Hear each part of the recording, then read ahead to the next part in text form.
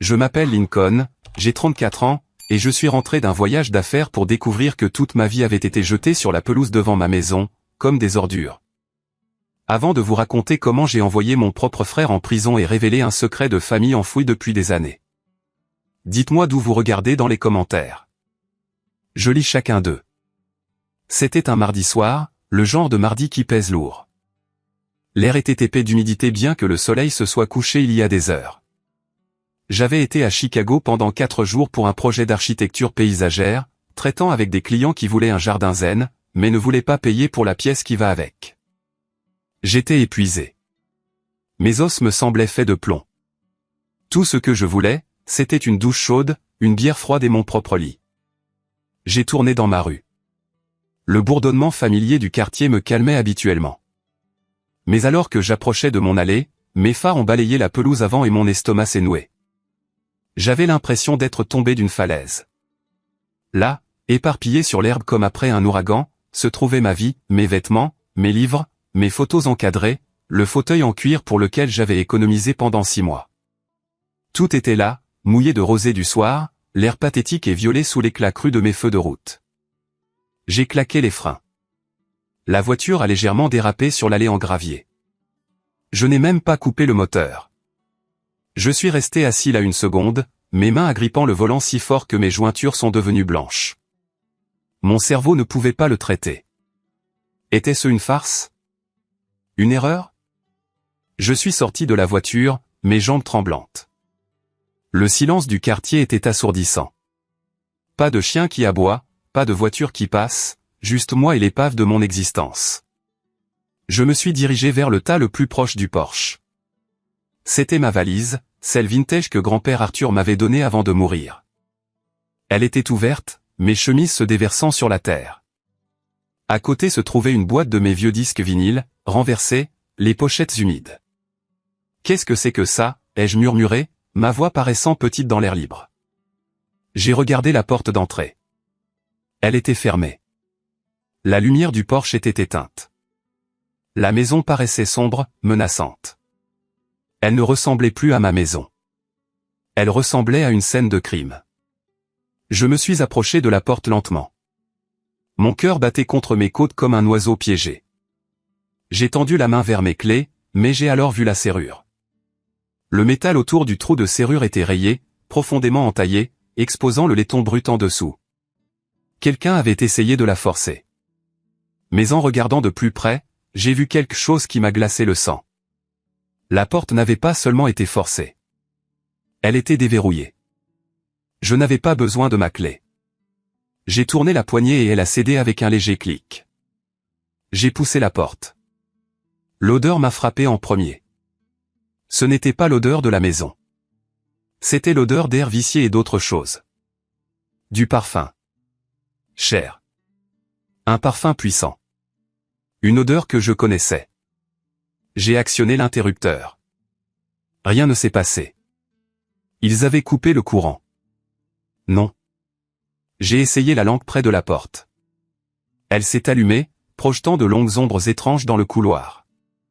L'intérieur était pire que l'extérieur. Ce n'était pas seulement en désordre. C'était une destruction calculée.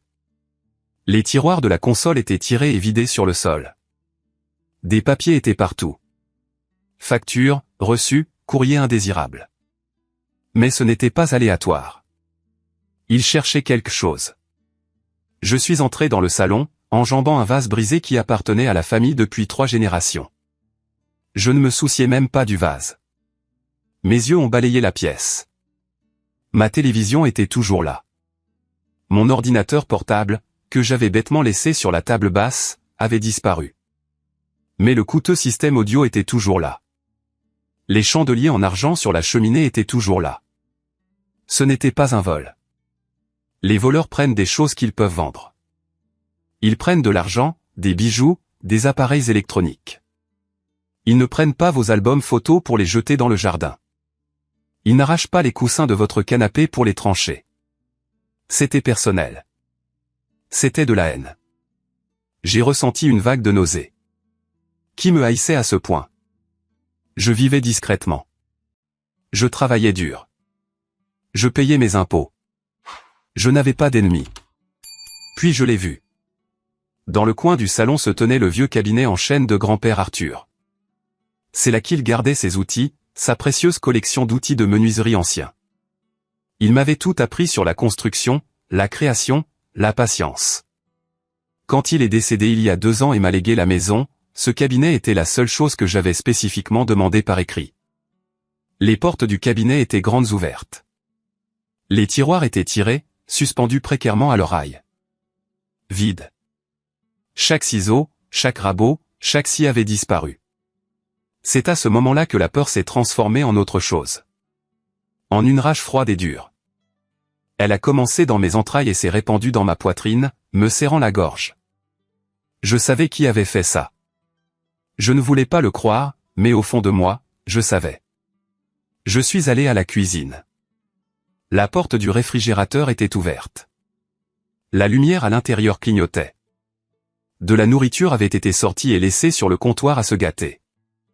Du lait goûtait sur le sol. C'était mesquin. C'était puéril. Et puis j'ai vu la note. Collée à la porte du réfrigérateur avec un aimant, il y avait un morceau de papier jaune de bloc-notes. Une écriture que j'ai reconnue instantanément. Tu n'as pas ta place ici, Link. Retourne à tes appartements. Cette maison est pour la famille. Il n'y avait pas de signature. Il n'y en avait pas besoin. Famille. Ce mot avait un goût de bile dans ma bouche. Je me suis appuyé contre le comptoir, essayant de respirer. Mon esprit a flashé vers mon frère Julien, l'enfant prodige, celui qui ne pouvait rien faire de mal. Celui qui a détruit 3 voitures avant ses 21 ans. Et à chaque fois, mes parents lui en ont acheté une nouvelle. Celui qui empruntait de l'argent qu'il ne remboursait jamais. Celui qui voyait cette maison non pas comme un foyer mais comme un tas d'argent attendant d'être liquidé. Et mes parents, Sylvia et Robert, les facilitateurs, les architectes de mon complexe d'infériorité. Ils avaient toujours clairement indiqué ma place dans la hiérarchie. Julien était le soleil et je n'étais qu'une planète orbitant dans l'obscurité froide, chanceux d'attraper quelques rayons de lumière réfléchis. Pourquoi maintenant, ai-je demandé à la pièce vide. Grand-père Arthur m'avait légué la maison. C'était légal. C'était fait. L'homologation était close depuis 18 mois. Il s'y était opposé, bien sûr. Ma mère avait pleuré au bureau de l'avocat, disant que grand-père n'avait pas toute sa tête. Mon père avait menacé de poursuivre en justice, mais le testament était inébranlable. Grand-père s'en était assuré. Alors pourquoi s'introduire par effraction maintenant? Pourquoi tout détruire? Je suis retourné dans le couloir, marchant sur un cadre photo, le verre craquant sous ma botte. J'ai baissé les yeux. C'était une photo de grand-père et moi pêchant au lac. Mon visage était rayé avec un marqueur. J'ai senti les larmes monter à mes yeux, mais j'ai refusé de les laisser couler. Pas pour eux. Jamais pour eux. Je devais appeler la police. C'était l'étape logique suivante. J'ai cherché mon téléphone dans ma poche, mais je me suis arrêté. Si j'appelais la police maintenant, que se passerait-il? Ils viendraient, feraient un rapport, peut-être prendraient-ils des empreintes, mais si ma famille avait des clés, et compte tenu de l'absence d'effraction, ce qui était possible, ce serait une affaire civile. Il a dit, elle a dit, j'avais besoin de preuves. Des preuves solides, indéniables. Et puis je me suis souvenu de grand-père Arthur. C'était un homme paranoïaque dans ses dernières années. Pas fou, juste prudent. Il ne faisait pas confiance aux banques et il ne faisait pas confiance aux voisins. Il ne faisait certainement pas confiance à mon père. Lincoln, m'avait-il dit un jour, assis sur le porche arrière, un verre de thé glacé dans sa main tremblante. Ce monde est rempli de gens qui veulent ce qui ne leur appartient pas. Il faut être vigilant même quand tu dors. Je pensais qu'il était juste vieux et grincheux. Et, souviens-toi, avait-il dit, en se penchant près, ses yeux vifs et clairs. Ne touche pas au placard de service. Le panneau derrière le chauffe-eau. Il est lâche pour une raison. Je n'avais jamais regardé. J'avais respecté son intimité même après sa mort.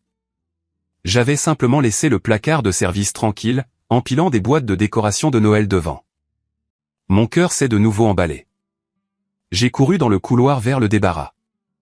J'ai poussé les boîtes de décoration de Noël de côté, sans me soucier si les boules de verre se brisaient. Je devais atteindre ce panneau. Le chauffe-eau bourdonnait, un son bas et régulier dans la maison silencieuse. Je me suis glissé derrière, la poussière recouvrant ma veste. J'ai trouvé le panneau lâche dont grand-père avait parlé. C'était juste un morceau de contreplaqué peint pour correspondre au mur, mais légèrement désaligné. J'ai enfoncé mes ongles dans le bord et j'ai tiré. Il s'est détaché avec un gémissement de bois sec. Derrière, niché dans l'isolation, se trouvait une boîte métallique noire. Un DVR. Des fils en sortaient, disparaissant dans les montants du mur. Une petite lumière rouge clignotait à l'avant. Clignotement. Clignotement. Clignotement. Ça enregistrait. J'ai laissé échapper un souffle que je ne savais pas retenir. Grand-père, vieil homme magnifique et paranoïaque. J'ai retiré le DVR avec précaution, terrifié de déconnecter quelque chose. Il y avait un petit moniteur attaché sur le côté, plié à plat. Je l'ai relevé. L'écran s'est allumé. C'était une grille de 4 flux de caméras. Le porche avant, le salon, le couloir, la cuisine. Les angles étaient discrets, cachés, en hauteur dans les coins, probablement derrière des bouches d'aération ou des détecteurs de fumée. J'avais vécu ici pendant 2 ans sans jamais les remarquer. J'ai vu le flux en direct de moi-même agenouillé dans la buanderie, l'air échevelé et frénétique. J'ai trouvé les commandes de lecture. Mes doigts tremblaient tellement que j'ai appuyé 2 fois sur le mauvais bouton. Finalement, j'ai réussi à faire apparaître la chronologie. J'ai fait défiler en arrière. Hier, lundi, la maison était vide, silencieuse. J'ai fait défiler plus loin. Dimanche soir, rien. Je suis remonté à mardi matin, aujourd'hui, ou plutôt hier matin puisqu'il était maintenant minuit passé. 10h14. Mouvement sur la caméra du porche avant. J'ai appuyé sur lecture. Une silhouette a monté les marches. Elle portait un sweat à capuche sombre, la capuche bien serrée, des lunettes de soleil. Elle avait l'air ridicule, comme un cambrioleur de dessin animé. Elle est restée un instant devant la porte, regardant autour d'elle. Puis elle s'est penchée et a commencé à tripoter la serrure. J'ai vu le reflet du métal, un tournevis. Peut-être essayait-elle de la forcer. Cela expliquait les rayures, mais elle peinait. Le verrou de sécurité tenait bon. La silhouette a reculé. Frustrée. Elle a donné un coup de pied dans la porte. J'ai tressailli même si je regardais un enregistrement. Puis la silhouette a plongé la main dans sa poche. Elle a sorti un téléphone. Elle a passé un appel. J'ai monté le volume sur le petit moniteur. L'audio était faible, mais suffisamment clair. Ça ne s'ouvre pas, dit la voix. Le vieil homme a dû changer les serrures avant de claquer. C'était une voix que je connaissais mieux que la mienne. Une voix qui m'avait tourmenté depuis la maternelle. Julien. Il a fait une pause, écoutant quelqu'un à l'autre bout. Ouais, j'ai essayé de forcer. Le bois massif. Maman, je ne vais pas me casser l'épaule. Maman. Mon estomac s'est tordu. Elle était impliquée. Bien sûr qu'elle l'était. Julien a écouté de nouveau. Puis il a soupiré, un son exagéré et capricieux. D'accord, je vais essayer la clé que tu m'as donnée, mais tu as dit qu'elle était pour la porte arrière. Il a raccroché. Il a rangé le téléphone et a fouillé dans son autre poche. Il a sorti une clé en laiton brillante. Il l'a insérée dans la serrure. Il l'a agitée. Clic. La porte s'est ouverte. Julien a poussé ses lunettes de soleil sur son front. Il a baissé la capuche. Il y avait son visage. Mon frère, ma chair et mon sang. Il souriait. Ce n'était pas un sourire joyeux. C'était un rictus. Le rictus de quelqu'un qui vient de s'en tirer avec un meurtre. Il est entré, directement dans le champ de vision de la caméra du couloir. « Bonjour, la maison », a-t-il annoncé à l'air vide. Papa est rentré. J'ai mis en pause. L'image s'est figée. Le visage de Julien, déformé par l'objectif grand angle, semblait monstrueux. J'ai fixé l'écran. Le silence de la buanderie m'écrasait. Il n'avait pas seulement cambriolé. Il n'avait pas seulement vandalisé. C'était une invasion. Et ma mère, ma propre mère, lui avait donné la clé. Mais pourquoi? Que cherchait-il? J'ai appuyé à nouveau sur lecture. Je devais voir le reste. Je devais voir ce qu'ils avaient fait à ma maison. Et plus important encore, je devais découvrir ce qu'ils prévoyaient. Parce que les gens ne s'introduisent pas dans une maison juste pour jeter des vêtements sur la pelouse. Ils le font pour une raison. Et j'étais sur le point de découvrir exactement quelle était cette raison. Je suis resté assis sur le sol poussiéreux, mes yeux rivés sur le minuscule écran. Ignorant que ce que j'étais sur le point de voir allait changer ma vie pour toujours. Si l'histoire vous plaît jusqu'à présent et que vous voulez voir comment je les ai fait tomber, n'oubliez pas d'appuyer sur le bouton j'aime. Cela aide plus de gens à voir la vérité. J'étais assis là dans le placard de service sombre. La lumière bleue du moniteur éclairait les poussières dansant dans l'air sur l'écran. Mon frère Julien marchait dans mon couloir comme s'il était chez lui. Il a repoussé mes chaussures d'un coup de pied, en envoyant une volée contre le mur. En le regardant, un souvenir a surgi du fond de mon esprit. J'avais 16 ans. Julien en avait 11. C'était le matin de Noël. Sous le sapin, il y avait une montagne de cadeaux. La plupart portaient le nom de Julien. La dernière console de jeux vidéo, un nouveau vélo, des baskets de marque. Pour moi, un ensemble de crayons de dessin et un pull. C'est pratique, Lincoln, avait dit mon père, en sirotant son café, sans même me regarder. Tu aimes dessiner. Utilise-le pour faire quelque chose de toi-même. Je ne détestais pas les crayons. En fait, je les aimais. Ils étaient de haute qualité, mais c'était le message. Julien reçoit des jouets. Lincoln reçoit des outils. Julien joue. Lincoln doit travailler. Cette dynamique n'a jamais changé. Quand Julien a accidenté sa première voiture, papa lui en a acheté une autre la semaine suivante. Ce sont des garçons, a dit maman, caressant les cheveux de Julien pendant qu'il feignait un mal de tête. Quand j'ai eu une crevaison sur ma Honda Civic d'occasion que j'avais achetée avec mon propre argent en tondant des pelouses. Papa m'a dit, mieux vaut apprendre à la changer. La vie ne va pas t'attendre. Il avait raison, bien sûr. La vie n'attendait pas, mais elle semblait attendre Julien. Elle semblait lui dérouler un tapis rouge. Et maintenant, il marchait sur mon tapis dans ma maison, détruisant la seule chose qui était vraiment à moi. Je me suis forcé à me concentrer sur l'écran. Julien était maintenant dans le salon. Il n'était plus seul. Environ 5 minutes après l'entrée de Julien, la porte d'entrée s'est rouverte. Ma respiration s'est bloquée. Mes parents sont entrés. Robert et Sylvia Mercé. Mon père portait sa tenue de golf, un polo pastel rentré dans un short kaki. Ma mère portait une robe d'été fleurie, tenant un sac à main surdimensionné. On aurait dit qu'ils passaient pour un brunch décontracté le dimanche. Sauf qu'ils entraient sur une scène de crime à laquelle ils participaient activement. Mon Dieu, ça sent la sueur ici, a dit ma mère, en plissant le nez. Je l'entendais clairement sur le flux audio. Arthur avait toujours cette odeur de vieil homme. Concentre-toi, Sylvia, a claqué mon père. Il avait l'air agité. Il a regardé sa montre. Nous n'avons pas toute la journée. L'agent a dit que nous avions besoin de ces documents avant l'ouverture du bureau demain. Des documents. Mes oreilles se sont dressées. Quels documents? Julien. Vérifie la chambre, a aboyé papa. Cherche un coffre-fort ou une boîte métallique. Tout ce qui a l'air officiel. Entendu, a dit Julien, saluant d'un air moqueur. Il s'est dirigé vers ma chambre. Je vais vérifier le bureau, a dit papa, marchant vers la pièce où je gardais ma table à dessin.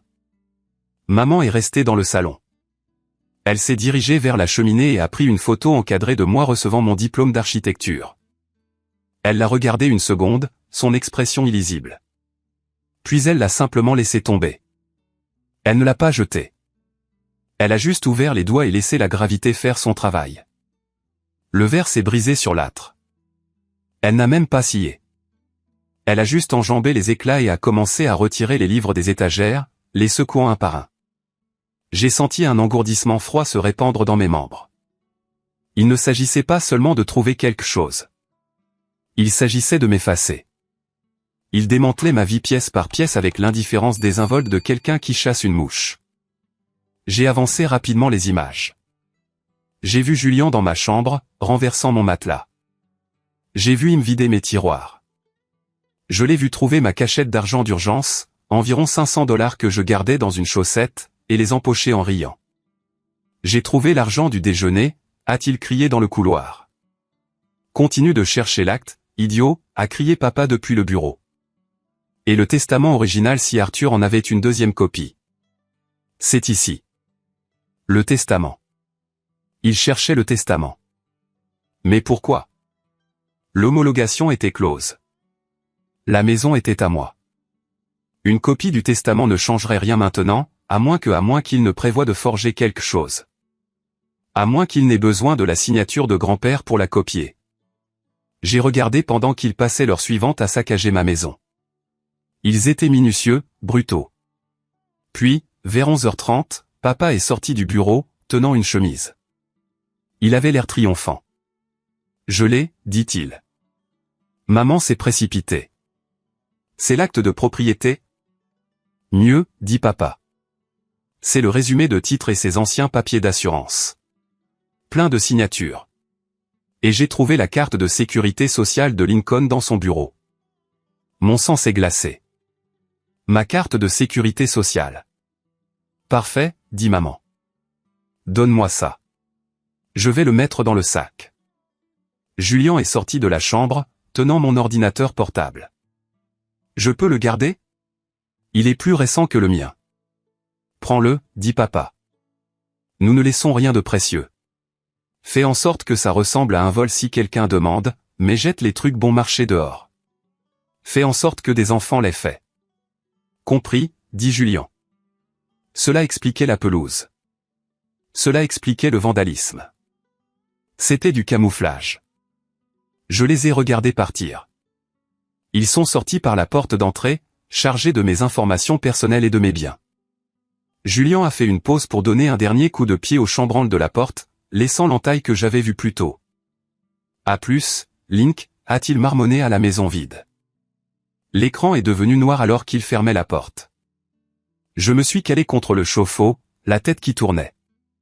Ils avaient mon numéro de sécurité sociale. Ils avaient les signatures de grand-père. Ils avaient les documents de propriété. Ils n'essayaient pas seulement de voler la maison. Ils essayaient de voler mon identité. Ils essayaient de devenir moi, ou du moins quelqu'un ayant le pouvoir de signer en mon nom. J'ai regardé l'horodatage de l'enregistrement. Cela s'était passé hier matin. Cela signifiait qu'ils avaient 24 heures d'avance. L'agent avait dit, nous avons besoin de ces documents avant l'ouverture du bureau demain. Demain. C'était aujourd'hui. C'était. J'ai regardé ma montre. 2 heures du matin. Dans 6 heures, les bureaux ouvriraient. Je me suis levé précipitamment. Je devais agir. Je ne pouvais pas simplement rester assis là à m'apitoyer sur mon sort. Grand-père m'avait laissé ce système pour une raison. Il savait, d'une manière ou d'une autre, qu'il viendrait me chercher. J'ai pensé à grand-père Arthur. Les derniers mois de sa vie, il avait été secret. Il passait des heures dans son bureau, la porte verrouillée. Quand je lui demandais ce qu'il faisait, il souriait et disait « Organiser l'avenir, Lincoln. Organiser l'avenir. » J'ai regardé à nouveau le boîtier DVR. C'était une vieille technologie, encombrante. Il y avait un port USB à l'arrière. Je n'avais pas mon ordinateur portable. Julien l'avait, mais j'avais ma tablette de travail dans mon sac dans la voiture. J'ai couru jusqu'à la voiture, attrapé mon sac et suis rentré à l'intérieur. J'ai trouvé un câble USB dans mon tiroir fourre-tout, Dieu merci, il ne l'avait pas jeté, et j'ai connecté le DVR à ma tablette. Il a fallu quelques minutes angoissantes pour que les pilotes s'installent. Je transpirais, mes mains glissaient sur l'écran. Finalement, le répertoire des fichiers est apparu. Il y avait des dossiers pour chaque mois des 5 dernières années. Il enregistrait depuis longtemps, mais il y avait un autre dossier, une partition séparée sur le lecteur. Il n'était pas étiqueté avec une date. Il était étiqueté « Projet sauvegarde ». Mon cœur battait la chamade. Projet sauvegarde. J'ai ouvert le dossier. À l'intérieur, il n'y avait pas de fichier vidéo. Il y avait des documents PDF et un fichier audio. J'ai cliqué d'abord sur le fichier audio. La voix de grand-père a rempli le placard de service. Roque forte. Lincoln, si tu écoutes ceci, cela signifie qu'ils l'ont finalement fait. Ils ont finalement franchi la ligne que j'ai toujours su qu'ils franchiraient. J'ai fermé les yeux, laissant sa voix m'envahir. J'avais l'impression qu'il était dans la pièce. Ton père, Robert, est un homme désespéré. Il est endetté jusqu'au cou depuis des années, mauvais investissement, essayant de maintenir les apparences. Et ta mère, elle aime le style de vie plus qu'elle n'aime la vérité. J'ai écouté, stupéfait. Je savais qu'ils étaient mauvais en argent, mais le jeu, les dettes, ils ont essayé de me faire céder la maison à Julien 3 fois l'année dernière, a poursuivi grand-père. Ils ont dit que tu n'étais pas équipé pour gérer un tel bien. Ils ont dit que Julien avait besoin d'un début dans la vie. Je leur ai dit d'aller au diable. J'ai souri à travers mes larmes. Classique grand-père. Mais je les connais. Ils n'acceptent pas un non. Ils attendent. Ils complotent. Alors, j'ai préparé ceci. Dans ce dossier, tu trouveras des copies scannées de tous les chèques que Robert a volés sur mes comptes pendant que j'étais à l'hôpital. Tu trouveras l'acte original notarié et scellé. Et tu trouveras une confession. Une confession. J'ai enregistré une conversation que nous avons eue il y a 2 semaines. Ils ne savaient pas que les caméras captaient le son dans le solarium. Tout est là, Lincoln. Leur plan pour contester le testament. Leur plan pour liquider la propriété. Au moment où je serai froid sous terre, le fichier audio s'est terminé. J'ai regardé la liste des fichiers. Il y avait un PDF nommé épreuve PDF. Il y en avait un autre nommé original PDF. Et il y avait un fichier vidéo intitulé Confession AM3.mpp4. Je ne l'ai pas encore regardé. Je n'en avais pas besoin. Je le croyais. J'avais les munitions. J'avais l'arme que grand-père avait forgée pour moi d'outre-tombe. Mais j'avais toujours un problème. Ils avaient mes documents physiques. Ils avaient mes informations d'identité et ils avaient une date limite. Avant l'ouverture du bureau demain, j'ai déconnecté la tablette. J'ai copié tout le contenu du dossier projet sauvegarde sur le lecteur local de ma tablette, puis je l'ai téléchargé 2 fois sur mon stockage cloud. Je n'allais pas perdre ça. Je suis sorti du placard de service. La maison était toujours un désastre, mais elle semblait différente maintenant. Elle ne ressemblait plus à une scène de crime. Elle ressemblait à un champ de bataille. Et je venais de trouver l'artillerie lourde. J'ai regardé l'horloge. 3h15 du matin. Je ne pouvais pas dormir. Je ne pouvais pas nettoyer. Je suis allé à la cuisine, enjambant le lait renversé, et j'ai fait une cafetière. Fort et noir. Je me suis assis à l'îlot de la cuisine, fixant l'endroit vide où se trouvait le micro-ondes. J'ai sorti ma tablette et j'ai commencé à faire des recherches sur les dépôts fiduciaires, les transferts de titres, les actes frauduleux. Je devais savoir exactement ce qu'ils essayaient de faire pour pouvoir l'arrêter. S'ils essayaient de vendre la maison, ils avaient besoin d'un acheteur. Ou ils essayaient d'obtenir un prêt dessus, un prêt sur gage, de l'argent rapide qui correspondait au profil de papa. Dette de jeu désespérée. Ils ne voulaient pas la maison. Ils voulaient les capitaux propres. Ils voulaient vider le sang de cet endroit et le laisser comme une coquille sèche et il utilisait Julien pour le faire. J'ai bu mon café, sentant la caféine atteindre ma circulation sanguine. Ma fatigue avait disparu, remplacée par une intensité vibrante. Je n'allais pas seulement les arrêter. J'allais les détruire. Pas physiquement. Je n'étais pas violent, mais j'allais détruire leurs mensonges. J'allais détruire leur fausse image. J'allais faire exactement ce que grand-père Arthur voulait. J'allais protéger ce qui était à nous. Le soleil a commencé à se lever, projetant une lumière grise sur le désordre du salon. C'était le matin, le jour où ils avaient prévu de gagner. Je me suis levé, j'ai pris mes clés et ma tablette. Que le jeu commence, ai-je murmuré. Le soleil était à peine levé, peignant le ciel de nuances de violet et d'orange. Quand je suis sorti vers ma voiture, la vue de mes affaires sur la pelouse en plein jour était encore plus déprimante que la nuit. Mes voisins commençaient à se réveiller. Madame Gable, d'en face, ramassait son journal. Elle s'est arrêtée, fixant ma cour, la bouche ouverte. J'ai fait un signe de la main raide et maladroit. Grand nettoyage de printemps, ai-je lancé. C'était un mensonge et un mauvais, mais je n'avais pas le temps d'expliquer que ma famille était une meute de loups. Je suis monté dans ma voiture et j'ai roulé. Pas au poste de police. Pas encore. Je devais d'abord sécuriser la maison. J'ai appelé un serrurier 24H24 que j'avais trouvé sur Google. J'ai besoin de faire changer mes serrures. Toutes. Maintenant, tarif d'urgence, je m'en fiche. Puis je me suis rendu au café le plus proche qui avait une bonne connexion Wi-Fi. Je devais analyser à nouveau cette vidéo. Je me suis assis dans le coin arrière, capuche relevée, ressemblant à un hacker dans un mauvais film. J'ai affiché les images de Julien sur son téléphone. Demain à 10h, apportez les formulaires. Puis le plan de l'écran de son téléphone. J'ai zoomé. C'était pixelisé, flou. J'ai utilisé un outil d'accentuation sur mon application d'édition de photos. Ce n'était pas de la qualité CSI, mais c'était suffisant. J'ai vu le mot « escroc » et en dessous un nom ou une partie de nom. Bessin Best Beist. J'ai cherché des sociétés fiduciaires dans la ville commençant par « Bearea Escroc ». Bézit Title Bayest Escroc Service. Bayest Escroc Service. Cela semblait correct. J'ai vérifié leur adresse. Centre-ville, à 40 minutes. Heure d'ouverture, 9h. Mais Julien avait dit 10h. Cela me laissait une fenêtre.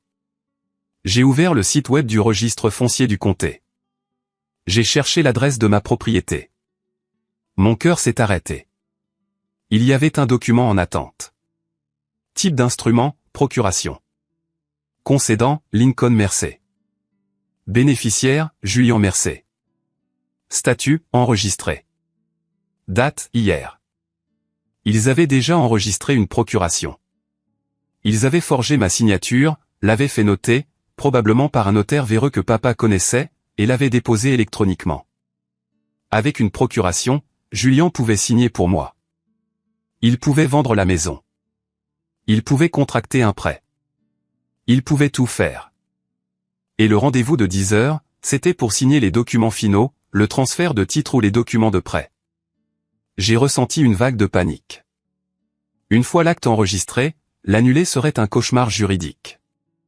Cela pourrait prendre des années.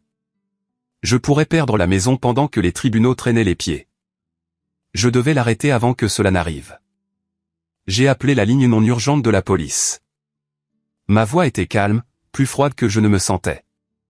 Je dois signaler un cambriolage et une fraude immobilière en cours. Ma maison a été cambriolée et les auteurs tentent actuellement de transférer le titre de propriété à l'aide de faux documents.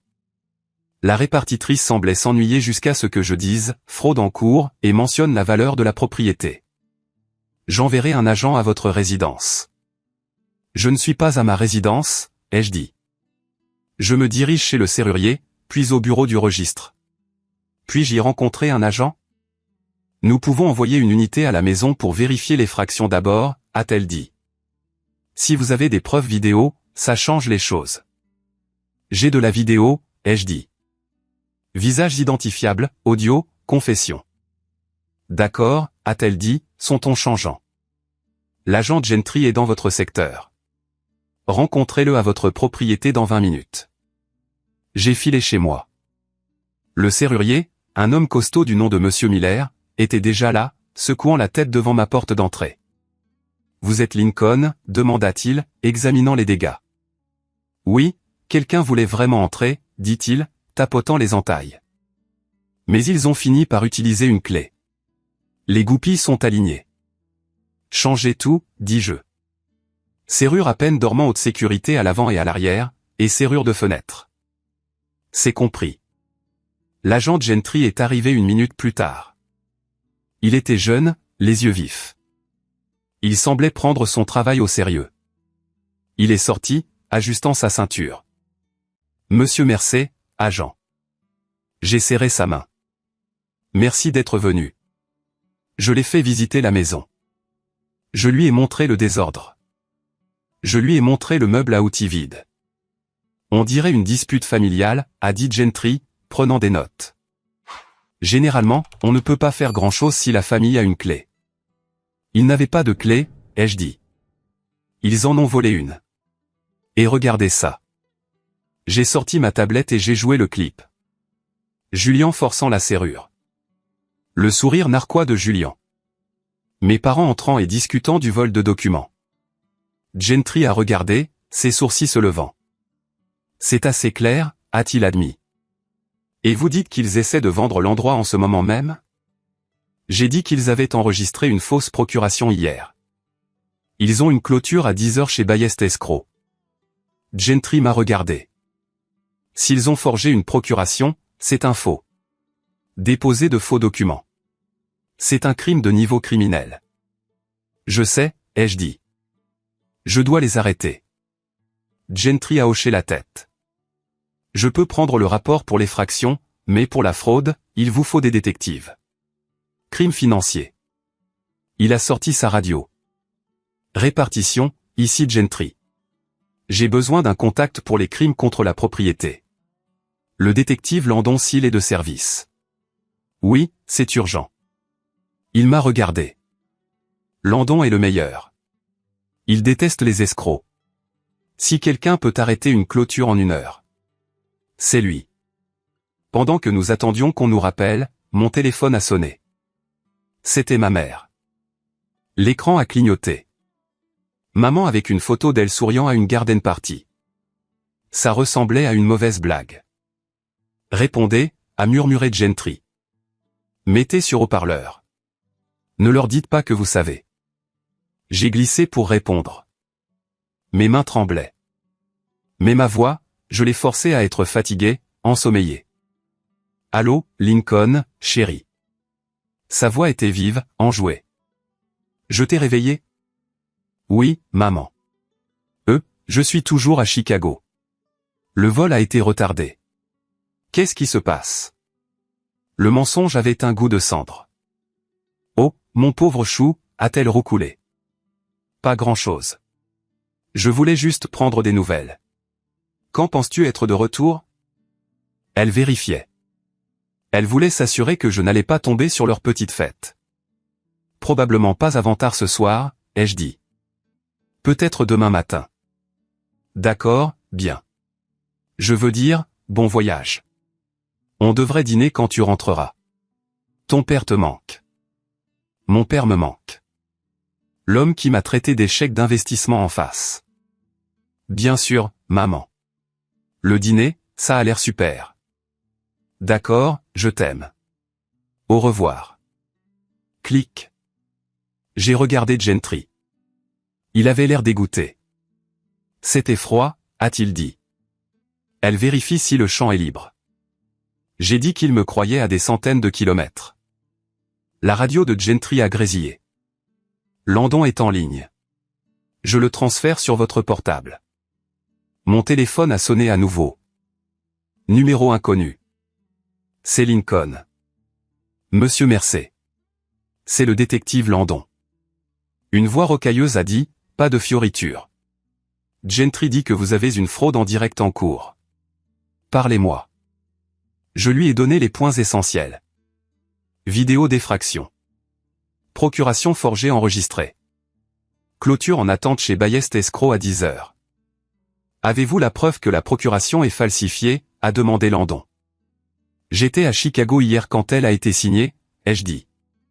J'ai des billets d'avion, des reçus d'hôtel et des témoins clients. Je n'aurais pas pu la signer physiquement. Bien, a dit Landon. C'est recevable. Voici ce que nous allons faire.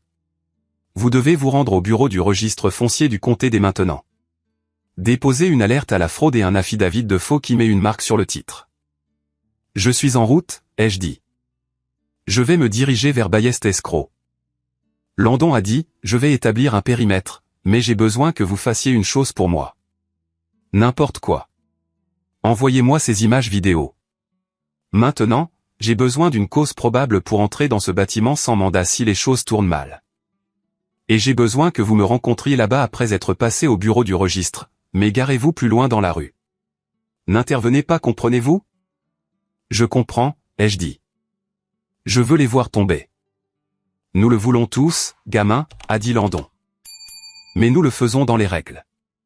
Envoyez les fichiers. J'ai raccroché et envoyé les clips par email à l'adresse qu'il m'avait donnée. Allez-y, a dit Gentry. Je resterai ici et sécuriserai la scène jusqu'à ce que le serrurier ait terminé. Personne n'entrera. Merci, ai-je dit. Je le pensais. J'ai sauté dans ma voiture et j'ai filé vers le bâtiment du comté. Il était 8h15. J'avais 1h45 pour sauver ma maison. Pendant que je conduisais, mon esprit s'emballait. J'ai pensé à Julian, à la façon dont il s'habillerait en ce moment.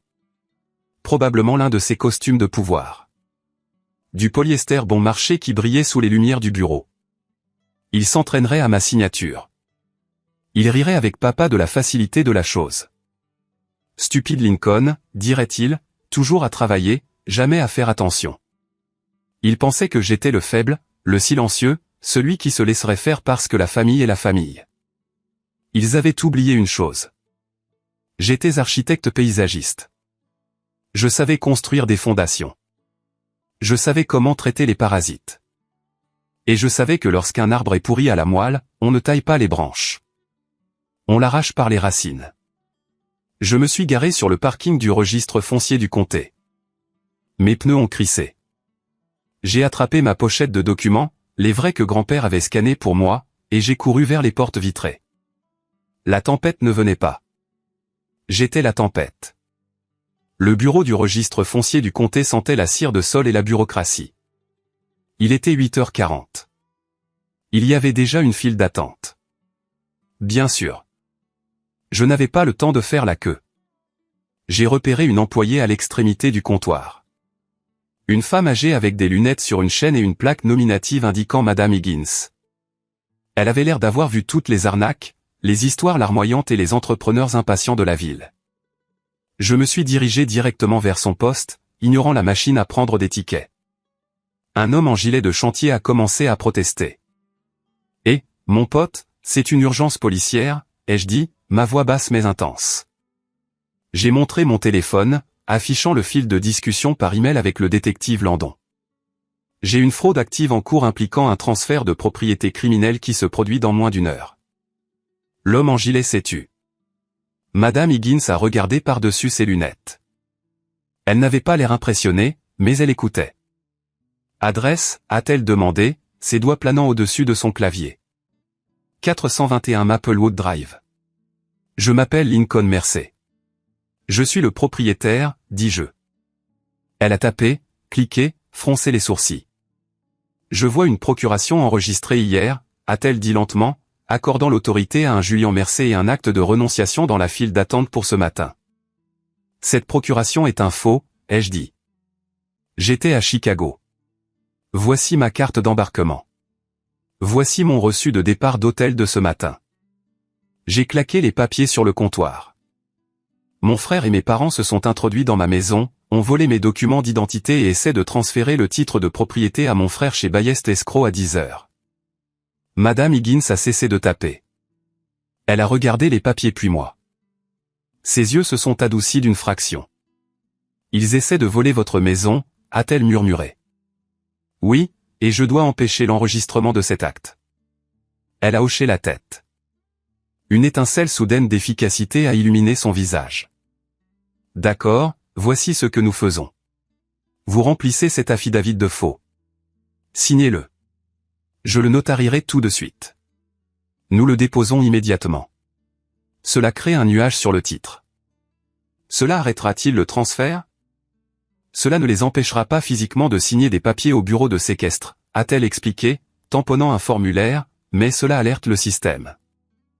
Si Ballester Escrow effectue une vérification finale du titre, ce qu'ils sont tenus de faire avant de débloquer des fonds ou d'enregistrer, ils verront le drapeau de litige. Cela gèle l'enregistrement. Faites-le, ai-je dit. J'ai griffonné ma signature si vite que le stylo a failli déchirer le papier. Madame Higgins l'a tamponné. Thump thump.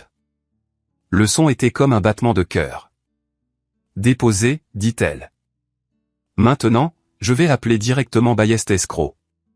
Je connais leur responsable des titres. Je leur dirai qu'il y a une alerte à la fraude. Non, ai-je dit, attendez. Madame Higgins s'est arrêtée, le téléphone à la main. Pourquoi? Nous devons les prévenir. Le détective Landon, ai-je dit. Il met en place un piège. Il veut les prendre en flagrant délit. Si vous les appelez maintenant, l'agent de séquestre pourrait paniquer et annuler la réunion. Mon frère prendra peur et s'enfuira. Madame Higgins m'a regardé, la compréhension apparaissant dans ses yeux. Vous voulez qu'il tombe dans le piège. Je veux qu'il signe, ai-je dit froidement. Je veux qu'il commette pleinement le crime pour qu'il ne puisse pas dire que c'était un malentendu. Madame Higgins a lentement posé le téléphone. Elle a souri, un petit sourire féroce. J'aime votre style, monsieur Mercé. D'accord, je n'appellerai pas, mais je garderai la file d'attente d'enregistrement ouverte. Si cet acte arrive électroniquement, je le rejetterai manuellement depuis mon bureau. Merci, ai-je dit. Vous n'avez aucune idée de ce que cela signifie. J'ai une sœur qui a essayé de voler les bijoux de ma mère, a-t-elle dit en ajustant ses lunettes. Je sais exactement ce que cela signifie. Allez les avoir. J'ai couru jusqu'à ma voiture. 9h15. Bayest Escroc était à 30 minutes en voiture avec la circulation. Je devais me dépêcher. J'ai conduit vite, me faufilant à travers les navetteurs du matin. Mon téléphone a vibré. C'était Landon.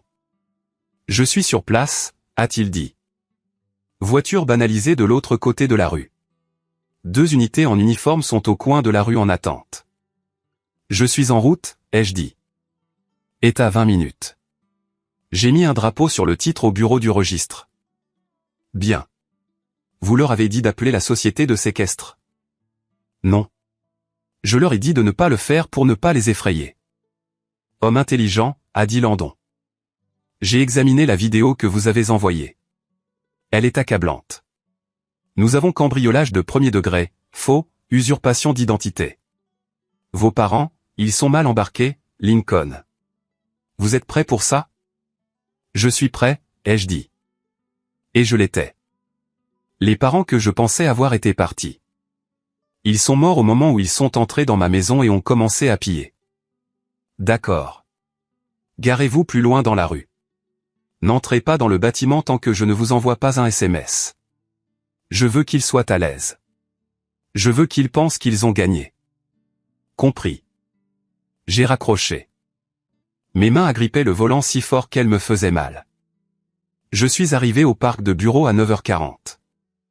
C'était un bâtiment générique en verre et en acier. Bayest Escroc était au premier étage. J'ai garé mon SUV délabré derrière une benne à ordures sur le parking adjacent, comme Landon l'avait demandé. J'avais une vue dégagée sur l'entrée. À 9h50, une berline argentée s'est arrêtée, la voiture de mon père. Mon estomac s'est serré. Ils étaient là. Papa est sorti le premier, ajustant son blazer. Il avait l'air nerveux, vérifiant son reflet dans la vitre. Maman est sortie ensuite, portant une robe différente de celle de la vidéo, quelque chose de plus business casual. Elle souriait, bavardait, puis Julien. Il est sorti de la banquette arrière. Il portait un costume trop serré, des lunettes de soleil. Il portait mon sac d'ordinateur portable, mon sac. Ils se sont regroupés un instant près de la voiture. J'ai vu maman lisser le col de Julien. Papa lui a tendu une chemise. Il ressemblait à une famille fière en voyant leur fils à l'université, sauf qu'ils l'envoyaient commettre un crime. Ils sont entrés dans le bâtiment. Je suis resté dans ma voiture. La climatisation à fond. La sueur coulant dans mon dos. J'ai envoyé un SMS à Landon. Cible à l'intérieur. 3 sujets. Landon, visuel confirmé. Nous tenons position. Laissons-les s'asseoir. 5 minutes sont passées. 10. J'ai imaginé ce qui se passait à l'intérieur. Le café gratuit, la poignée de main, la pile de papier, le notaire demandant une pièce d'identité. Julien produirait sa propre pièce d'identité, mais la procuration lui donnait le droit de signer comme moi. Ou peut-être avait-il une fausse pièce d'identité à mon nom. Non, la procuration était le coup le plus intelligent. Mon frère n'a pas pu venir. Il est à Chicago. 10h10. Mon téléphone a vibré. Landon, l'officier des titres vient d'appeler le bureau du registre pour effectuer la vérification finale. Ils ont vu le drapeau. Ils temporisent. C'est l'heure. Intervenez. J'ai pris une grande inspiration. C'était ça. Je suis sorti de la voiture. La chaleur du parking m'a frappé. J'ai traversé la rue, mais pas lourd mais déterminé. J'ai vu les deux voitures de police sortir de la rue latérale. Pas de sirène, juste roulant silencieusement sur le parking, bloquant la voiture de mon père. J'ai atteint les portes vitrées du hall juste au moment où Landon et deux officiers en uniforme sortaient d'un ascenseur. Landon m'a fait un signe de tête. C'était un grand homme, chauve, portant un costume bon marché qui semblait avoir vu trop de planques. « Restez derrière moi », a-t-il dit. « Laissez-nous dégager la pièce. » Nous avons marché vers la porte vitrée étiquetée « Salle de conférence B de Ballester-Escroc ». À travers le verre dépoli, je pouvais voir des silhouettes. J'ai entendu des rires, le rire de ma mère. C'était un son aigu et cristallin qui me faisait autrefois me sentir en sécurité. Maintenant, cela sonnait comme du verre brisé. Landon n'a pas frappé. Il a poussé la porte et est entré. Police. Personne ne bouge. La pièce s'est figée. Je suis entré dans l'embrasure de la porte derrière l'épaule de Landon. C'était un tableau que je n'oublierai jamais. Julien était assis au bout de la table, stylo en main, penché sur un document. Maman et papa étaient de chaque côté de lui. L'agent fiduciaire, un homme insignifiant nommé Marc, se tenait près du photocopieur. Ils ont tous levé les yeux. Le stylo de Julien est tombé. Il a roulé sur la table. Clic-clac. Qu'est-ce que c'est que ça? Papa s'est levé, son visage devenant rouge. Nous sommes au milieu d'une transaction privée. Asseyez-vous, Robert, a aboyé Landon. Vous êtes au milieu d'une scène de crime. C'est du harcèlement, a crié maman. Nous sommes des gens respectables. Julien, appelle l'avocat. Julien n'a pas bougé. Il regardait au-delà de Landon. Il me regardait. Son visage est devenu pâle. Le sourire narquois avait disparu. Salut, Julien, ai-je dit. Ma voix était calme. Terrifiante de calme. Link, a-t-il murmuré. Toi? Tu es à Chicago. Surprise, ai-je dit. Lincoln, a haleté maman. Elle s'est levée, son visage passant instantanément de l'indignation à une inquiétude douceâtre. Chérie, qu'est-ce que tu fais ici? Nous nous occupions de certaines affaires pour toi, tu sais, puisque tu es si occupé à gérer tes affaires. Je suis entré dans la pièce en m'introduisant dans ma maison, en volant mes outils, en forgeant ma signature. Nous n'avons rien forgé, a crié papa. Tu as signé cette procuration avant de partir. Tu as juste oublié. Tu as toujours été étourdi. Vraiment? J'ai sorti mon téléphone. Parce que j'ai une vidéo de vous hier matin discutant de la façon de trouver ma carte de sécurité sociale. Un audio de toi, papa, disant à Julien de faire en sorte que ça ressemble à un vol. La couleur a quitté le visage de papa. Il a regardé les officiers puis la table. C'est de l'IA, a balbutié Julien. Il a falsifié ça. Il est bon avec les ordinateurs. Landon a ri. C'était un rire sec, sans humour. Fils, nous avons le DVR original. Nous avons les horodatage et nous avons la géolocalisation de votre téléphone qui a borné sur la tour. Marc a balbutié. Ils avaient une procuration. Nous allons prendre vos fichiers aussi, a dit Landon. Si vous saviez que c'était louche et que vous avez continué, vous êtes un complice. Marc semblait sur le point de s'évanouir. Je suis resté là, regardant ma famille être emmenée hors de la pièce menottée. Une file d'étrangers en uniforme escortant les personnes censées m'aimer. Je pensais que je me sentirais heureux. Je pensais que je me sentirais triomphant. Mais en les regardant partir, passant devant les fenêtres vitrées où les employés de bureau regardaient bouche bée, je me suis juste senti vide. Et puis je me suis souvenu du coup de grâce. J'avais préparé le dernier clou du cercueil. Attendez, ai-je dit. Landon s'est arrêté. Les officiers se sont arrêtés. Mes parents se sont retournés, l'espoir scintillant dans leurs yeux. Pensaient-ils que j'allais abandonner les charges? Je me suis approché d'eux. J'ai sorti mon téléphone à nouveau. Il y a une autre chose, ai-je dit. Grand-père a laissé un dossier. Il l'a appelé projet sauvegarde. Les yeux de papa se sont écarquillés. Il a détruit ça. Non, ai-je dit, il l'a numérisé. J'ai les enregistrements, papa. Les chèques que tu lui as volés quand il était mourant. Les 5 ans de détournement de fonds. Les genoux de papa ont flanché. L'officier a dû le retenir. Et j'ai regardé maman. J'ai les emails que tu as envoyés au médecin pour essayer de le faire déclarer incompétent afin que tu puisses prendre le contrôle plus tôt. Maman a commencé à sangloter. Des sanglots la secouant affreusement. Tout cela va au procureur, ai-je dit. Pas seulement pour cette effraction, pour tout. Pour grand-père. Je me suis tourné vers Landon. Emmenez-les. Cette fois, ils n'ont pas crié. Ils n'ont pas supplié. Ils sont sortis en silence, écrasés par le poids de leur propre avidité. Je suis resté seul dans la salle de conférence. Le silence était lourd, mais il était pur. C'est le moment qui a tout changé. Le moment où j'ai réalisé que la famille n'est pas le sang, c'est le respect. Et j'avais enfin gagné le mien. Le silence dans une salle d'audience est différent du silence dans une maison vide. Dans une maison, silence peut être paisible. Dans une salle d'audience, silence est lourd. Il pèse sur les tympans. Chargé du poids du jugement et du choc imminent d'un marteau. 6 mois après la descente chez Ballest Escroc, j'étais assis au dernier rang du tribunal supérieur. La climatisation ronronnait d'un bourdonnement bas et monotone qui semblait faire vibrer les planchers. Je portais mon meilleur costume, ironiquement, un que ma mère m'avait acheté des années auparavant pour le mariage d'un cousin, en me disant d'essayer d'avoir l'air de réussir pour une fois.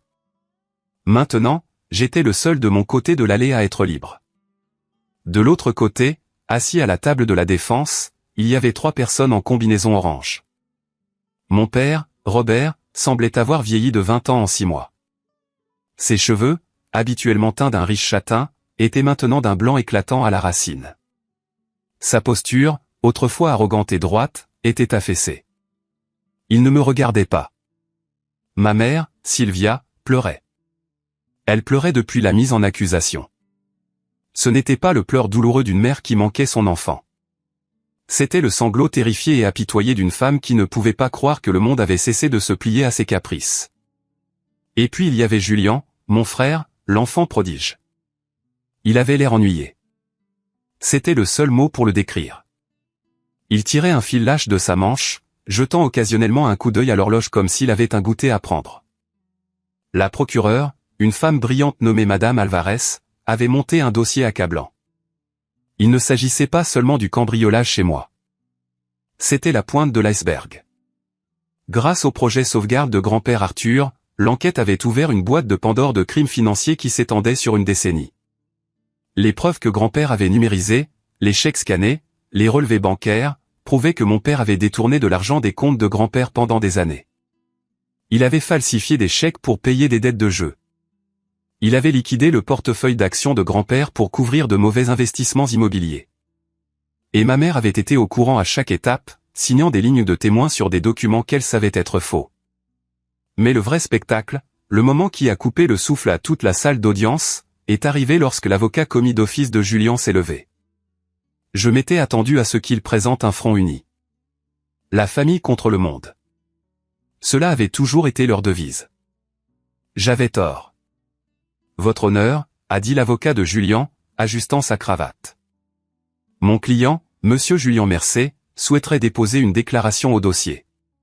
Il soutient qu'il a agi sous la contrainte et la manipulation extrême de ses parents, Robert et Sylvia Mercé. J'ai vu la tête de mon père se relever brusquement. Ma mère a cessé de pleurer instantanément, la bouche ouverte. Julien s'est levé. Il n'a pas regardé ses parents. Il a regardé directement la juge. Ils m'ont forcé, a dit Julien, sa voix douce et entraînée. Mon père doit de l'argent à des usuriers. Il m'a dit que si je ne l'aidais pas à obtenir l'acte de propriété de la maison de Lincoln, il s'en prendrait à moi. J'avais peur. Je ne faisais que suivre les ordres. Menteur, a crié mon père, se levant d'un bond. L'huissier a réagi instantanément, posant une main sur son épaule. « J'ai payé tes dettes de jeu à l'université. Je t'ai acheté ce leasing de Porsche. Tu m'as supplié pour de l'argent. Ordre !» La juge Vance a claqué son marteau. « Asseyez-vous, monsieur Mercé, ou je vous ferai expulser. » J'ai regardé de l'arrière, ressentant un étrange mélange de dégoût et de justification. Les loups se dévoraient entre eux. La loyauté qu'ils prêchaient. La rhétorique, la famille d'abord, qu'ils avaient utilisée pour me rabaisser pendant des années. Tout cela n'était qu'une mascarade. Cela s'est évaporé dès que la pression est montée. Julien était prêt à envoyer nos parents en prison pour 10 ans de plus si cela signifiait réduire sa propre peine de 6 mois. Cela n'a pas marché. La juge Vance n'y a pas cru. Elle avait vu la vidéo.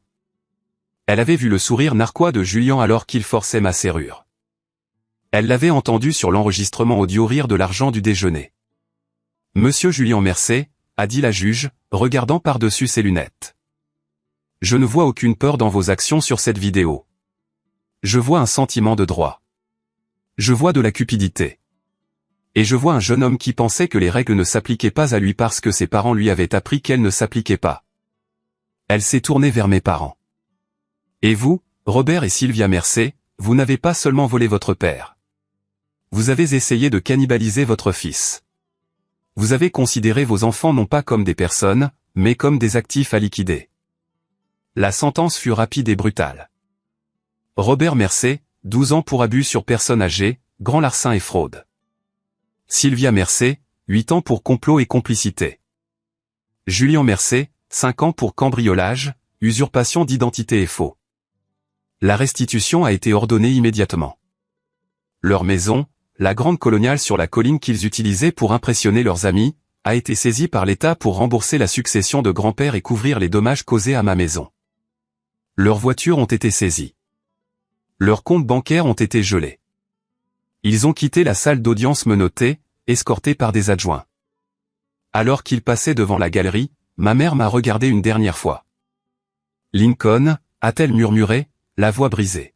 « Appelle l'avocat. Règle ça. » Je l'ai regardé dans les yeux. Pour la première fois de ma vie, je n'ai pas ressenti l'envie d'aider. Je n'ai pas ressenti la culpabilité. Je ne peux pas, ai-je dit simplement. Je dois aller travailler. Je me suis retourné et je suis sorti du tribunal sous le soleil éclatant de l'après-midi. L'air avait un goût différent, un goût de liberté. Les semaines suivantes furent un tourbillon d'activités. J'ai pris un congé de mon cabinet pour me concentrer sur le projet le plus important, ma maison. Je n'ai pas seulement nettoyé le désordre qu'ils avaient fait. J'ai purgé la maison. J'ai donné les vieux meubles qui portaient de mauvais souvenirs. J'ai arraché les tapis sur lesquels ils avaient marché. J'ai peint les murs d'un bleu ardoise apaisant. Mais le plus difficile fut le cabinet à outils. Le cabinet en chêne de grand-père se tenait toujours dans le coin du salon, mais c'était une coquille vide. Les portes étaient rayées. Les charnières tordues là où Julien les avait arrachées, et bien sûr, il était vide. J'aurais pu en acheter un nouveau. J'avais l'argent maintenant. Les paiements de restitution provenant de la saisie des biens de mes parents commençaient à arriver, mais je ne pouvais pas me résoudre à le jeter. J'ai passé mes soirées dans le garage, à décaper le bois. Je l'ai poncé à la main. Sentant le grain sous mes doigts, je sentais l'odeur de sueur, la même odeur dont ma mère s'était plainte dans la vidéo. Pour moi, ça sentait l'amour. Ça sentait grand-père. J'ai acheté de nouvelles charnières. J'ai réparé les rails. Et puis j'ai commencé à le remplir. Je n'ai pas essayé de remplacer les outils anciens de grand-père. Ceux-ci avaient disparu. Vendu à un prêteur sur gage par Julien des semaines avant l'effraction, je l'ai découvert plus tard. Au lieu de cela, j'ai acheté mes propres ciseaux japonais de haute qualité, un nouveau rabot, des outils pour mon métier, pour mes mains. C'était symbolique. Je n'essayais pas d'être grand-père. Je l'honorais en étant moi-même. Un mardi soir, exactement 7 mois après l'effraction, je réparais le dernier dommage, le cadre photo qui avait contenu la photo de grand-père et moi pêchant, celle que ma mère avait laissée tomber sur l'âtre. J'avais acheté un nouveau cadre, un simple en noyer. J'ai pris la vieille photo de la table. Elle était froissée et mon visage était toujours rayé au marqueur noir là où Julien l'avait défiguré. J'ai hésité. Devrais-je la scanner et essayer de retoucher les rayures? Non. J'ai décidé de la garder telle qu'elle. Les cicatrices faisaient partie de l'histoire. Alors que je retirais la photo de l'arrière cassé du vieux cadre, un morceau de papier plié est tombé. Il a flotté jusqu'au sol, atterrissant près de ma botte. J'ai froncé les sourcils. Je l'ai ramassé. C'était du papier ligné jauni d'un carnet. Mon cœur s'est mis à battre. Je connaissais cette écriture. C'était une écriture anguleuse et arachnéenne. Lincoln, c'était une lettre de grand-père. Je me suis assis sur le sol, là, au milieu du salon, et je l'ai dépliée. La date en haut indiquait il y a 3 ans, 2 jours avant qu'il n'aille à l'hôpital pour la dernière fois. Lincoln, si tu lis ceci, cela signifie que je suis parti et que tu t'es probablement retrouvé dans une guerre. J'ai caché cela ici parce que je sais que c'est la seule photo que ta mère ne regarderait jamais 2 fois parce qu'elle te montre heureux. J'ai senti une boule se former dans ma gorge. Je veux que tu saches quelque chose que je n'ai jamais assez dit. Je ne t'ai pas laissé cette maison parce que je voulais te charger d'une propriété et je ne te l'ai pas laissé juste pour l'éloigner de ton père, même si c'était un bonus. Je te l'ai laissé parce que tu es le bâtisseur. Julien est un consommateur. Tes parents sont des gestionnaires d'apparence. Mais toi, Link, tu construis des choses, tu les nourris. Tu comprends qu'un arbre a besoin de racines solides avant de pouvoir avoir de hautes branches. Ne les laisse pas te faire sentir petit. Ils sont petits. Leur monde est petit. Le tien est aussi grand que tu le rends. La maison n'est que du bois et de la brique. Le véritable héritage est la force de caractère que j'espère que tu as trouvé en te battant pour elle. Sois heureux et vérifie la latte de plancher sous le tapis dans la chambre d'amis. J'y ai caché une bouteille de scotch de 1965. Bois-la quand tu auras gagné. Amour, grand-père. Je suis resté assis là longtemps, la lettre tremblante dans ma main. Les larmes sont finalement venues. Pas des larmes de colère ou de frustration, mais des larmes de libération. Il avait su. Il avait tout vu venir. Et il m'avait préparé. Il ne m'avait pas seulement donné une maison. Il m'avait donné une dernière leçon sur l'estime de soi. J'ai essuyé mes yeux et me suis levé. Je suis allé à la chambre d'amis. J'ai soulevé le tapis. Il y avait une planche lâche. Je l'ai soulevée et là, il y avait une bouteille poussiéreuse de Macallan 1965. Je l'ai emportée à la cuisine. J'ai versé un verre. Je suis sorti sur le porche arrière. Le soleil se couchait, projetant de longues ombres sur le jardin. J'ai levé le verre vers le ciel. Au bâtisseur, ai-je murmuré. J'ai pris une gorgée. Ça a brûlé, puis s'est installé chaleureusement dans ma poitrine. Je n'étais pas seul. Je n'avais jamais vraiment été seul. Le jardin arrière était différent maintenant. Là où il y avait une parcelle d'herbe clairsemée et négligée, il y avait maintenant un chemin de pierre sinueux. J'avais passé les 3 derniers mois à transformer l'intégralité du demi-acre. J'ai apporté des roches de rivière, planté des érables japonais qui deviendraient d'un rouge éclatant à l'automne, et construit un petit étang à carpe koi avec un système de filtration que j'ai conçu moi-même. C'était le jardin zen que j'avais conçu pour ce client à Chicago, le projet sur lequel je travaillais la nuit où ma vie s'est effondrée. Je ne l'ai jamais terminé pour eux. Je l'ai terminé pour moi. Je me suis assis au bord de la terrasse en bois, regardant les carpes koi orange filer sous les nénuphars. La pièce d'eau gargouillait doucement, un son qui étouffait le bruit lointain de la circulation urbaine. Mon téléphone a vibré sur le banc à côté de moi. C'était Sarah. Sarah était la voisine qui habitait à 2 maisons de là. C'était une avocate à la retraite, vive comme l'éclair, qui m'avait aidé à gérer la montagne de paperasserie initiale avec la police. Au cours des derniers mois, nos consultations juridiques s'étaient transformées en café, puis en dîner, puis en longues promenades dans le quartier. Message, j'arrive. J'apporte des lasagnes. Et ne me dis pas que tu as déjà mangé. J'ai souri. Message, je n'ai pas mangé. Le portail est déverrouillé. J'ai posé le téléphone et j'ai regardé la maison. Elle se tenait solide contre le crépuscule. Nouvelle fenêtre, nouvelle serrure, un nouveau système de sécurité qui ne dépendait pas de panneaux cachés, mais qui était surveillé 24h24 et 7h7 par un service professionnel. Mais le plus grand changement n'était pas le matériel. C'était le sentiment. Pendant 34 ans, j'avais marché sur des œufs. J'avais passé ma vie à essayer de minimiser mon existence pour ne pas déranger ma famille. Je m'étais excusé pour mon succès parce que cela faisait sentir mal Julien. J'avais prêté de l'argent que je savais ne jamais récupérer. J'avais accepté les miettes d'affection qu'il me jetait et appelé cela un repas. Ce Lincoln-là avait disparu. Il est mort la nuit où il a vu son frère forcer une serrure sur un flux vidéo granuleux. Le Lincoln assis ici maintenant comprenait quelque chose de fondamental sur la famille. On nous apprend que le sang est plus épais que l'eau. On nous apprend que la famille est un lien sacré qui doit être préservé à tout prix. Mais c'est ta mère, mais c'est ton frère. Nous l'entendons si souvent que cela devient une cage. Mais grand-père Arthur m'avait montré la vérité. Le sang n'est que de la biologie. La famille est un comportement. Mes parents et Julien partageaient mon ADN. Mais ils étaient des étrangers. Des étrangers dangereux qui me considéraient comme une ressource à exploiter. Sarah, qui passait par mon portail arrière en ce moment, portant un plat Pyrex couvert de papier d'aluminium, ne partageait aucun sang avec moi. Mais elle avait été à mes côtés quand je tremblais de rage. Elle m'avait aidé à déposer les ordonnances de non-communication. Elle avait célébré lorsque le chèque de restitution a été encaissé. C'était ça la famille. Et, dit Sarah en montant sur la terrasse. Tu regardes encore les poissons. Ils ne vont pas grandir plus vite juste parce que tu les observes. J'ai ri, me levant pour l'aider. Je veux juste m'assurer qu'ils sont heureux. Ce sont des poissons, Lincoln. Ils sont heureux s'ils ont de la nourriture et ne se font pas manger. Elle a posé la lasagne sur la table de patio. Un peu comme nous. Oui, ai-je dit en la regardant, un peu comme nous. Nous nous sommes assis pour manger alors que les étoiles commençaient à apparaître. Les lumières du jardin se sont allumées.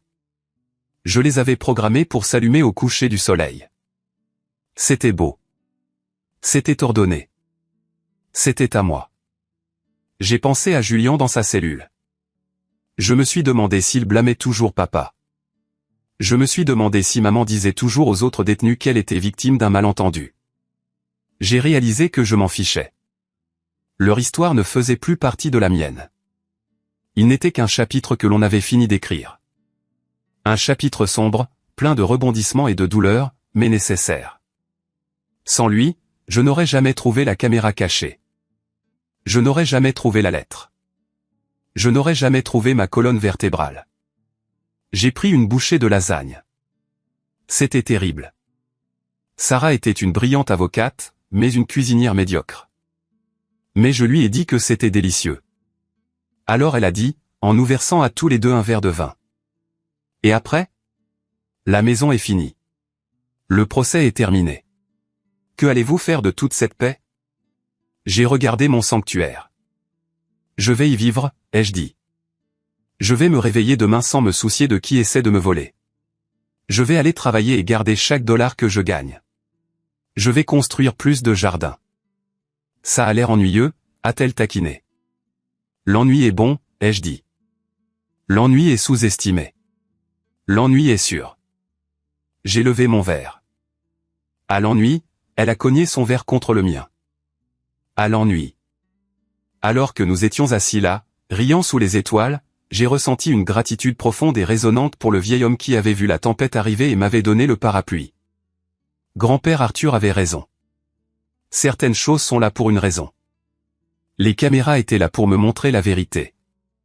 La maison était là pour me donner une forteresse. Et j'étais là pour prouver que l'on peut survivre aux personnes qui sont censées vous aimer et en ressortir plus fort. Je m'appelle Lincoln Mercer. Je suis architecte paysagiste. Je suis propriétaire. Et pour la première fois de ma vie, je suis un homme libre. Alors que je ferme ce chapitre de ma vie et que je le partage avec vous, je veux vous laisser avec une pensée qui m'a soutenu à travers les nuits les plus sombres de cette épreuve. Nous pensons souvent à l'abus financier comme quelque chose qui arrive à des étrangers, perpétré par des escrocs sur Internet. Mais la menace la plus dangereuse pour votre sécurité vient souvent des personnes assises en face de vous à table. Mon histoire est extrême, oui, mais ces éléments sont courants. L'enfant prodige qui ne peut rien faire de mal. Les parents qui voient leurs enfants comme des plans de retraite. La culpabilité utilisée comme une arme pour vous réduire au silence. Si vous retenez quelque chose de mon expérience, que ce soit ceci, protégez-vous. La documentation est un acte d'amour. Les limites sont nécessaires. Si vous avez des parents âgés, assurez-vous que leurs testaments sont enregistrés en vidéo ou comportent des clauses de contingence comme l'a fait mon grand-père. Si vous suspectez un membre de votre famille de vous voler, faites confiance à votre instinct, pas à leur tentative de vous culpabiliser. Le projet sauvegarde ne concernait pas seulement les caméras. Il s'agissait du courage d'affronter une vérité laide. Ne laissez pas le maintien de la paix vous coûter votre santé mentale ou votre avenir. Vous avez le droit de dire non. Vous avez le droit de verrouiller vos portes. Vous avez le droit de choisir votre famille.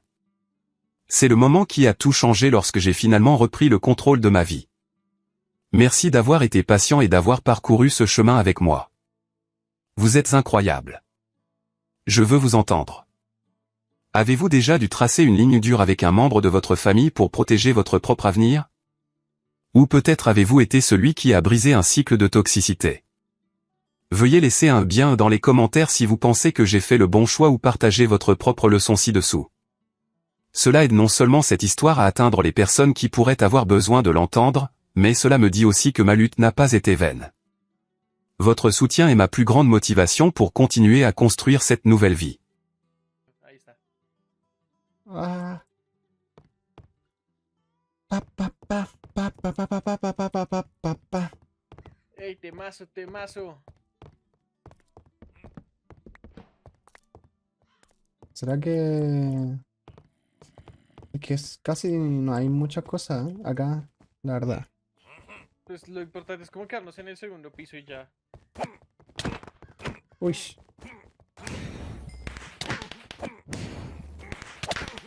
Uy, te pegué. Ok, no, pero igual no me alcanzó a pegar nada. Así nomás pasa, entonces te va a empezar a hablar así más rápido. En chileno se diría pa que se enamoren. Pa que se enamoren, si se dan. Oye, está bugueado. Ok. Ah, están en las escaleras. O sea que no hay invocador. No, sí, estábamos en el tercer piso. Este es el segundo. ¿O no? Ah, ok. Creo, ¿eh? Cuidado.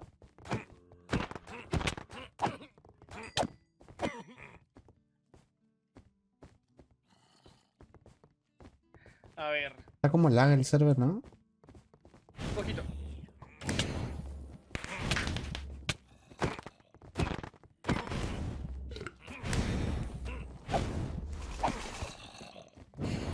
Ya mató el invocador. A ver. Tótem. Bueno, no había mucho por acá. Un gato. Ay, qué bonito el gato. Voy a empezar a hacer... Quiero como empezar a hacer, ¿qué? Empezar a hacer estatuas así por todo el server. Así, chiquiticas.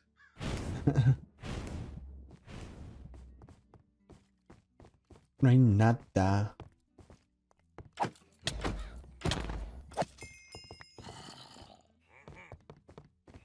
No sale nada por acá.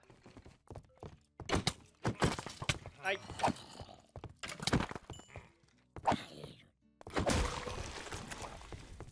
Espíritu de la.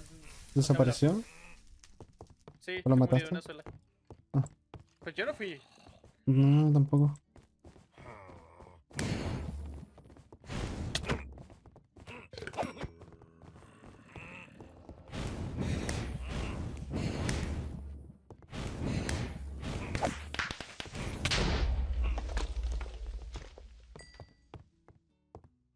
Mira, careverga. ¡Qué chimba! ¡Qué chimba, parce! A ver, ¿cómo voy a hacer esto aquí?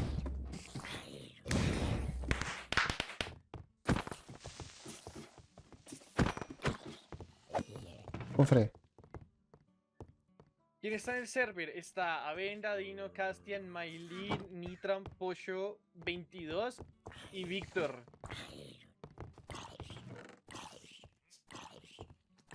O sea, de tu equipo no hay nadie. Creo que el Pocho es del equipo de ayer, ¿no? Oye, ¿sabes que al 22 no lo he visto nunca? Mm. Hay una cueva de Redstone. Invocador.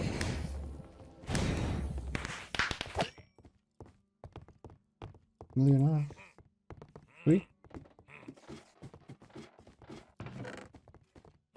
Brote de roble oscuro. Uy. ¡A la verga! Uy. Shimba. También hay que reconocer que Dino tiene 54 corazones. ¿Cómo?